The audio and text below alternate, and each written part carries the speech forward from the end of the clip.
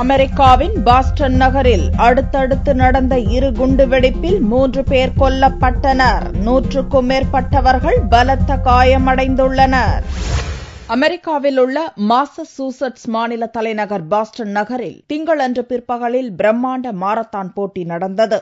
27,000 பேர் கலந்து கொண்ட இந்த மாரத்தான் போட்டியின் இறுதிக்கட்டம் நெருங்கிக் கொண்டிருந்தது. பந்தயத்தின் வெற்றி கோட்டை பெரும்பாலான போட்டியாளர்கள் கடந்தபோது பார்வையாளர்கள் பகுதியில் குப்பை தொட்டியில் வைக்கப்பட்டிருந்த சக்தி வாய்ந்த வெடிகுண்டு பயங்கர சத்தத்துடன் வெடித்தது. இதனால் மாரத்தான் போட்டியாளர்கள் பார்வையாளர்கள் அலறியடித்து ஓட்டம் பிடித்தனர். அடுத்த 13வது நொடியில் 100 அடி தொலைவில் இன்னொரு குண்டு வெடித்தது. அடுத்தடுத்து நடந்த இரட்டை குண்டு வெடிப்பில் 8 வயது குழந்தை உட்பட 3 பேர் கொல்லப்பட்டனர். 150க்கும் மேற்பட்டவர்கள் பலத்த காயத்துடன் மாசசூசெட்ஸ் பொது மருத்துவமனை உள்ளிட்ட பல்வேறு மருத்துவமனைகளில் சேர்க்கப்பட்டுள்ளனர். அவர்களில் பலரது நிலைமை கவலைக்கிடமாக இருப்பதால் பலி எண்ணிக்கை உயரக்கூடும் என்று அஞ்சப்படுகிறது. வெடிக்காமல் இருந்த குண்டுகள் செயலிழக்கச் செய்யப்பட்டதாகவும் தகவல்கள் தெரிவிக்கின்றன.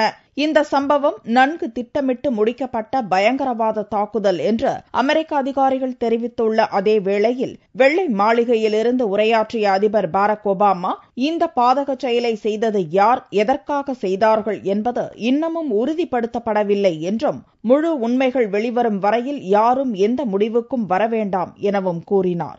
இந்த சதிச் செயலுக்கு காரணமான தனிநபரோ அல்லது அமைப்பினரோ நீதியின் முழு வலிமையை நிச்சயம் உணர்வார்கள் என்றும் தெரிவித்தார். குண்டுவெடிப்பு நடந்தபோது வீடியோவில் தெளிவாக காட்சிகள் பதிவாகி இருப்பதால் சந்தேகத்துக்குரியவர்கள் யாராவது சம்பவ இடத்தில் இருந்தார்களா என்று பாஸ்டன் போலீசாரும் அமெரிக்க புலனாய்வு அமைப்பினரும் விசாரணையை தீவிரப்படுத்தியுள்ளனர். நிலைமையை கட்டுக்குள் கொண்டுவரும் வரையில் பாஸ்டன் மக்கள் யாரும் வெளியில் நடமாட வேண்டாம் என்று கேட்டுக் கொள்ளப்பட்டுள்ளனர். பாஸ்டன் குண்டுவெடிப்புக்கு இந்திய ஜனாதிபதி பிரணாப் முகர்ஜி, பிரதமர் மன்மோகன் சிங் கடும் கண்டனம் தெரிவித்துள்ளனர். பயங்கரவாதத்தை எதிர்த்து உலக நாடுகள் ஒருங்கிணைந்து போராட வேண்டும் என பிரணாப் கூறியுள்ளார். ஒபாமாவுக்கு பிரதமர் மன்மோகன் சிங் அனுப்பியுள்ள கடிதத்தில் பயங்கரவாதிகளின் கோழைத்தனமான தாக்குதலுக்கு இந்திய மக்களுடன் இணைந்து கடும் கண்டனத்தை தெரிவித்துக் கொள்வதாக கூறியுள்ளார்.